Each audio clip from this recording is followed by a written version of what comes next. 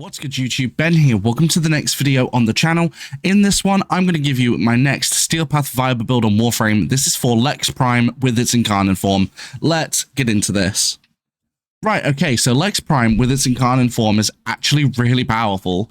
I've actually been really enjoying using it, so this is the build I've gone with. I will go for Incarnon Form first, and then we'll go through the normal build. So, of course, Incarnon Evolution 1, weak point hits, charge Incarnon Transmutation, alt fire transmute, switching back will expend any remaining charge, fire energy waves that deal radiation and punch through damage. So it'll deal native radiation when in its Incarnon form, and it'll also have a lot of punch through. Evolution 2, Hoplite Virtue, increase base damage by plus 20, on shield break, increase base damage by plus 80 for 8 seconds. Evolution 3, Extended Volley, increase base magazine capacity by plus 10. And Evolution 4, Critical Parallel, increase base critical chance by 90%, increase base critical damage multiplier by 0.04 times. So we're actually running a status critical mixed build, which you'll see as we get into the main weapon. So we're running Hornet Strike for 220% damage, Galvanized Diffusion for 110% multi-shot and on-kill plus 30% multi-shot for 20 seconds stacks up to 4 times. We are running Prime Pistol Gambit for 187% critical chance, although you can just run normal Pistol Gambit, but you will have a little bit less critical chance. Prime Target Cracker for 110% critical damage. Again, you could run normal Target Cracker, which would lower your critical damage, but it's still usable.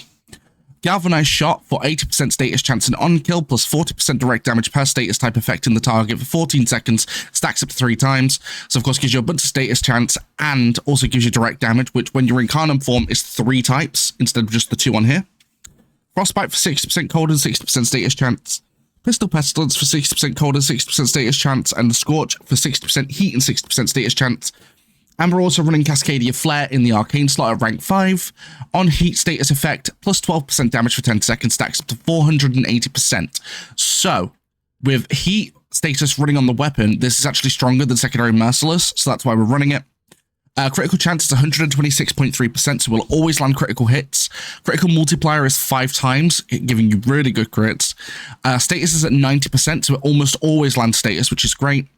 It's running Viral, Heat, in its normal form, which Viral, of course, is to help cut through health, and Heat is to help cut through armor. And then in the Incarnon form, we also have Radiation added on, thanks to the inner native effect of Lex Prime's Incarnon form. So you get 3 types of damage, which works with Galvanized Shot because of the 40% direct damage. Although this will also do a lot naturally anyway, thanks to having both Viral and Heat on here. So, without any further ado, let's jump into the mission. I'll show you what this thing can do. Alright, so as per normal, we're here at Oxymoko in the Void. Now, quickly explain why we're here. So Oxymoko, or the Void in general, is one of the latest game areas of the Steel Path, so you're dealing with higher level enemies. Not to mention here, you're dealing with the Corrupted as well. And with the Corrupted, they have enemies with health and shields, and all enemies have high armor, giving you a more varied example of what your weapon / Warframe can do. Let's jump into the mission. So, now, of course, in order to charge the weapons in Incarnon form, you do need to land headshots, which isn't really that hard. Once, of course, you can aim correctly. I'm just going to activate Gloom to slow enemies down to make it easier for me to land them. Because sometimes I do have NA aim, I'm not going to lie. But as you can see, even without charging correctly, as a pistol goes, it's 1 or 2 shotting most enemies. So it's already dealing like a solid amount of damage. We have Incarnon, let's go. And now you basically annihilate everything. Honestly, I've tried Lex Prime before without Incarnon. It was not that great. It was okay. Now, holy crapola. Like, this weapon is solid. Like, it's super easy to use. You get a good amount of ammo, which is nice. Let me tell you, when it's doing well against Acolytes, oh, this thing rinses Acolytes, which is fantastic. Of course, we will stay in the mission to show you the Acolyte long enough to do that. But yeah, this weapon rinses. Like, it's insane. Its Incarnon form is just incredibly strong, and heavily armored enemies just get absolutely wombo comboed by this thing. Not to mention, thanks to the massive amount of punch through that it does, it'll hit multiple enemies in a row as well. So if you've got a row of enemies, it will hit most of them, which is nice, depending on how long the row is. But it has a ridiculous amount of punch through. It's a shame that pistols don't have a way of spreading fire like shotguns do. Because if it did, this weapon would be using that in Exla slot. Also, in the extra slot, I didn't mention this, you could also throw in pretty much anything you want.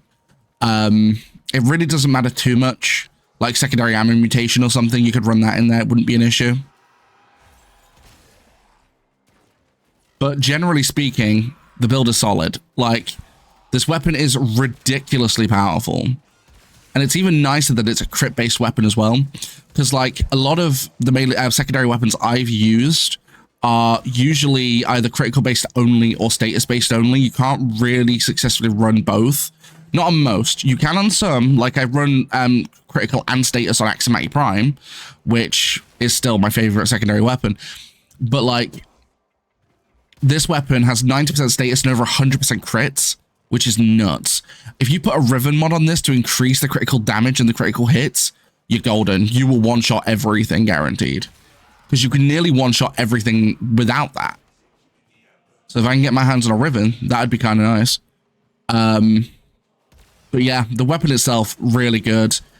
And it has a decent fire rate too. Another thing you can do if you just want to run criticals is you can swap out galvanized status mod for life of me. I can't remember what it's called now. You can swap that out for galvanized shot, which will give you more critical chance on successive headshots. But since I'm running a critical status build and the critical is already over 100% anyway, it doesn't really matter. Especially since I'm running 3 statuses on the Incarnon. But because of, if you wanted to just run crits, you could do that. I just didn't find it to work as consistently for getting through stuff like armor. Hello. Now I'm going to need to go into this because of that. There we go. And, oh no, shield. He's gone. There we go. Boom.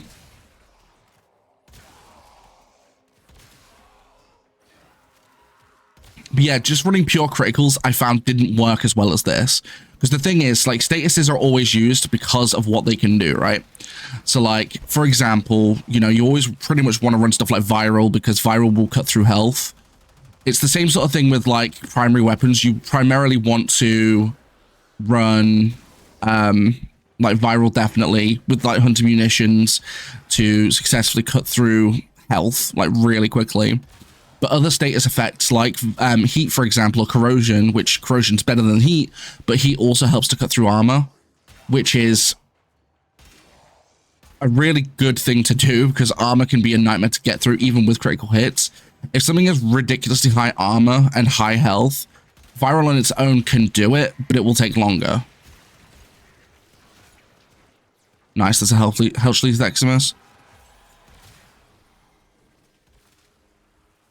This is what I was talking about. If you've got enemies in a group like this, look at those damage numbers. Like, you hit everything. It's freaking nuts. Let's go. 1, 2, and 3. And now he's gone. You literally 3-shot Acolytes. It's crazy good. Like, you can literally just 3-shot. It's nuts. Like, Lex Prime a couple years ago was not that good. Nowadays, it is freaking amazing for Steel Path. Like, it just rips everything a new one. It's honestly nuts. The cool thing as well is that because it's such an easy weapon to get hold of too, like, relics for this are very abundant. Like, you can get them with Aya, you could just get them by doing missions naturally. Like, Lex is a pretty common weapon by relic. So you can easily get your hands on it. So, like, you can definitely get it quite quickly, and it's not that high a mastery rank weapon, I don't think. I think it's like mastery 11 or something. So it's not even that high either. It's kind of like Paris Prime. So you can easily get your hands on it, as Incarnon Form will rotate around every so often. But yeah, thank you guys so much for watching. Don't forget you can support the channel completely for free just by liking, commenting, and subscribing. It really does help the YouTube algorithm. But if you want to support the channel further, you can become a channel member from as little as 99 pence per month. And don't forget I do live stream. When I go live here on YouTube and over on Twitch. My streams here on YouTube are in the shorts form, so more for mobile. If you want to catch the exact same streams at the exact same time in full 1080p, feel free to join me on Twitch. That link is in the description below.